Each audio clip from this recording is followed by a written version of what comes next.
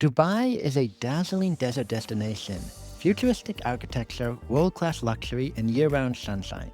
Here are 12 tips I wish I'd known on my first visit. We'll cover hidden rules, unexpected challenges, and insider secrets that can make a huge difference. Even if you visited before, these tips will probably help you save hundreds of dollars on your next trip. I'm a travel agent who spent weeks exploring Dubai, and I'm breaking down everything from visas, flights, and hotels to local transport and eSIMs, including critical mistakes that tourists make even before they land. So when should you go to Dubai? Most guides will tell you November through March. And yes, those months are beautiful, 20 to 25 degrees Celsius, and perfect for being outside. But I actually prefer summer, June through September, because prices are so much lower, as much as 10x lower, and I'm not even kidding. Take the Andes Dubai, a 5-star hotel that was just $70 a night back in July this year. And now, on a random Thursday next week, it's over $700. Same hotel, just different times a year. Dubai in summer is hot, like stepping into an oven hot. 45 degrees Celsius sometimes, and the humidity is intense. But here's what people don't seem to realize.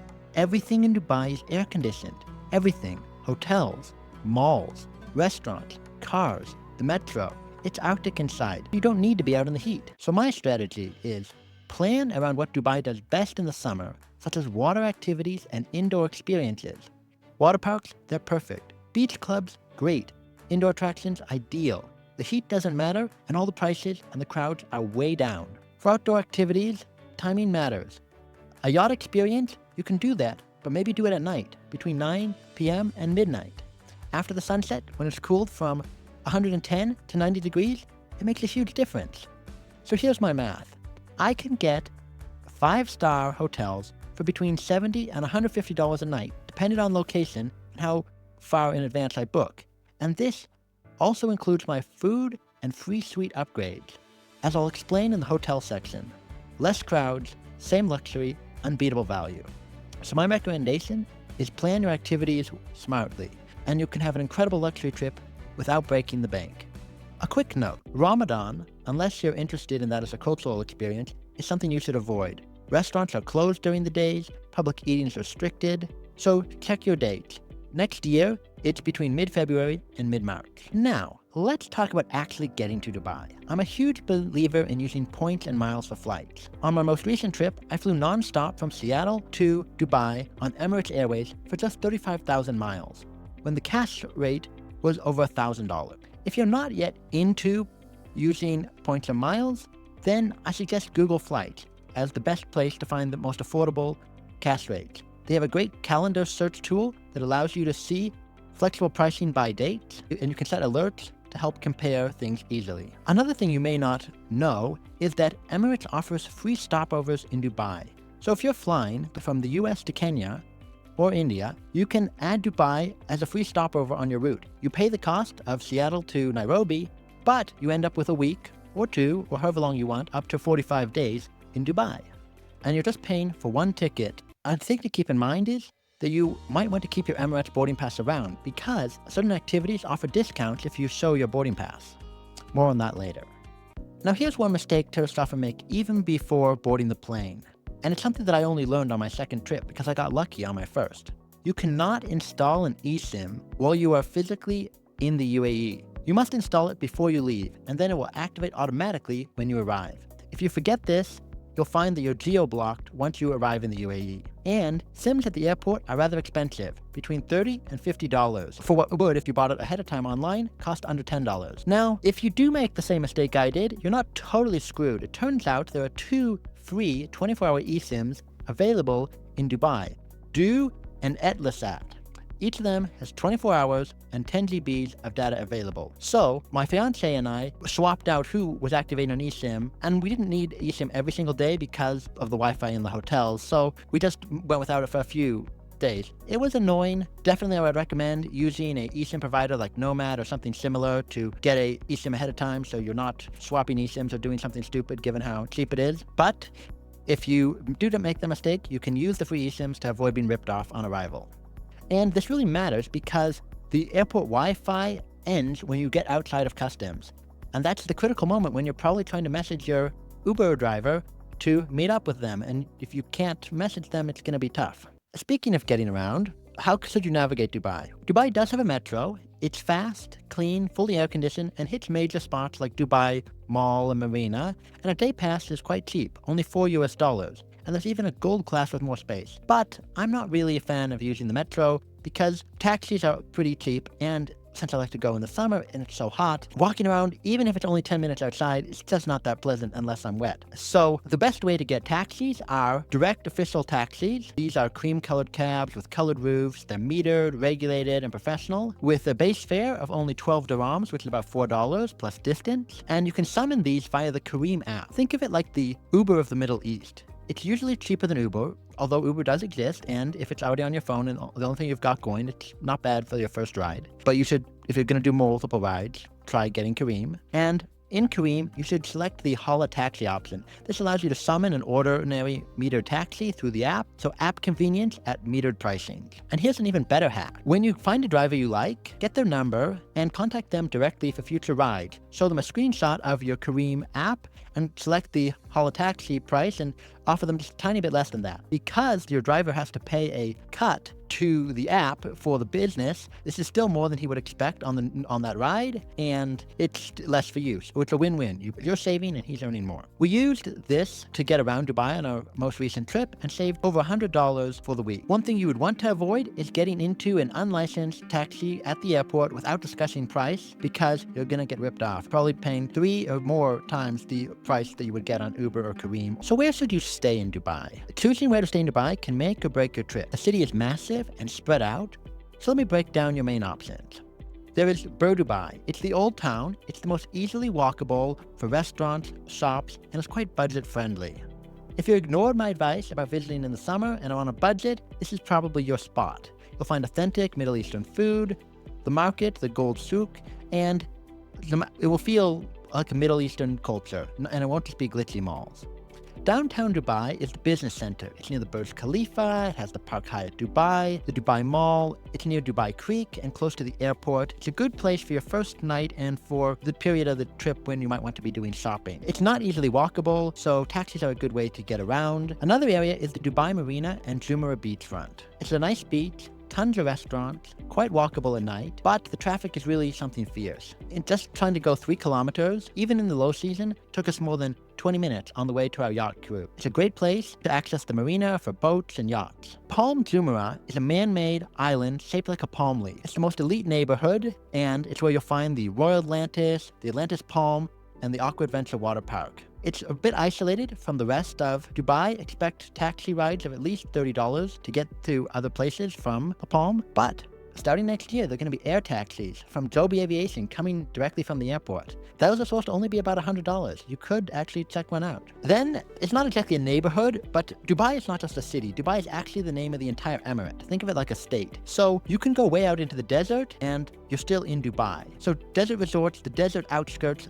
think of that as another area you can stay. A totally different experience. It's perfect for stargazing, falcons, camels, but no skyscrapers. It's fantastic, but pricey, and it's far from everything else in Dubai. Now, about that luxury hotel hack I teased earlier. For $100 a night, you could be stuck in a hole in the wall in Bur Dubai in the high season, or you could be living it out in the Palm in the low season. Let me explain. Anytime you book a 5-star hotel, almost anywhere in the world, if you book through a luxury travel agent, you can usually get extra perks. These perks are often a free room upgrade to a suite, a $100 food and beverage credit, free breakfast for 2, late checkout at 4 p.m., no hotel status is required. All you need is to book through a luxury travel agent. And Dubai is a city where there are hundreds of hotels that are 5 stars and offer these exact benefits. Some of these hotels even go a step beyond and offer club lounges with free dinners, meaning your $100 credit would then just be for lunch and drinks at the pool or bar. And the crazy thing is, these perks apply on a per-stay basis regardless of length, even if your stay is only 1 night. This means you can literally luxury hotel hop, with each stay being 1 night, and eat and drink for free at the hotel. And what's even wilder is that the luxury travel agent room rate is usually the same as the one you would find on Expedia or Booking.com with no perks whatsoever. If you're wondering how this is possible, it's a loophole in the system because ultra-wealthy clients who have dedicated luxury travel agents are so valuable, the 5-star hotels offer special perks to get bookings from these luxury travel agents. And this allows a few not-so-wealthy clients using the exact same system to barely get noticed. Another benefit of travel agent rates is that they're usually fully refundable, up to even 24 hours in advance. Dubai hotels sometimes slash their prices last minute in the summer. I've seen rates drop from $150 to $70 1 week before. With refundable bookings, your agent can rebook and cancel the old reservation, saving you hundreds. Now, if you're worried that this would never work for you since you don't know a luxury travel agent, fear not. You actually do. You know me, and I'm a luxury travel agent. I could literally book you a luxury Dubai trip for summer 2026 for $100 a night with all the perks just described. Just check out the link in the description. Now, is the food truly free? Well, let's be honest. Switching hotels daily is a small hassle, and you are paying for your holotaxi to go between hotels, so not quite. That's why when we did decide to do 2 days at the Atlantis water park, we booked a pay 2, stay 3 deal at the Retreat Palm Dubai, only available through my travel agent portal, because even with 4 p.m. late checkout, since the water park closes at 6:30 p.m., we wouldn't want to leave early just to have to switch hotels on those days. Now, on our last trip, we stayed in the downtown, the Palm, Jumeirah Beach, and a desert resort, so as to be near our preferred activities for the day, and to experience Dubai to the fullest. For a week or two, I'd say skip Airbnb, go with a luxury travel agent and the summer rates, and experience luxury hotels that are actually cheaper than mini Airbnbs once you factor in food. So, now that you want to go to Dubai, you need to make sure that you have the right paperwork. For an American like me, going to Dubai is ridiculously easy. I just walk off the plane and get 90 days visa-free. Same for British, Canadians, Australians, Europeans, Japanese, you're all good.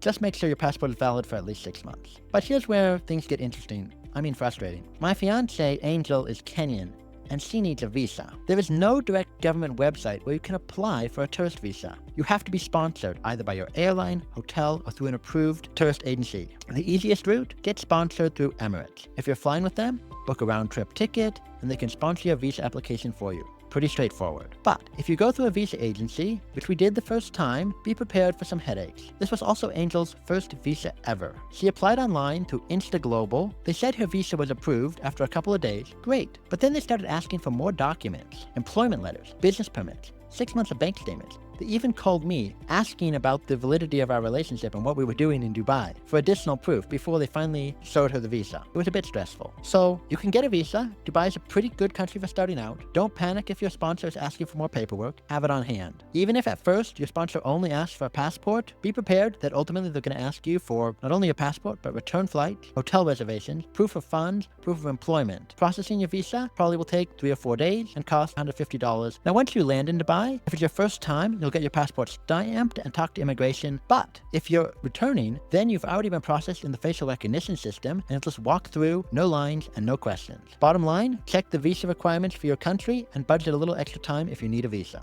So, what activities are actually worth doing in Dubai? My absolute favorite activity is the Atlantis Aquaventure water park. Over 100 water slides across 3 major towers, dolphin experiences, family-friendly activities, and exhilarating drops on the water slides. In summer, it's not that crowded, and they run buy one, get one free deals. You pay for 1 day and you get 2. And you really need 2 days to experience the water park fully because of how big it is. Remember that Emirates discount I mentioned earlier? By looking at the experiences and activities, we found a super yacht experience with a 30% discount for a 3-hour nighttime cruise with unlimited drinks and snacks. All you needed to do was just show your Emirates boarding pass. 9 p.m. to midnight made it pretty decent in light clothing. It's Dubai, so I totally get it if you want to ride a camel and do a desert safari.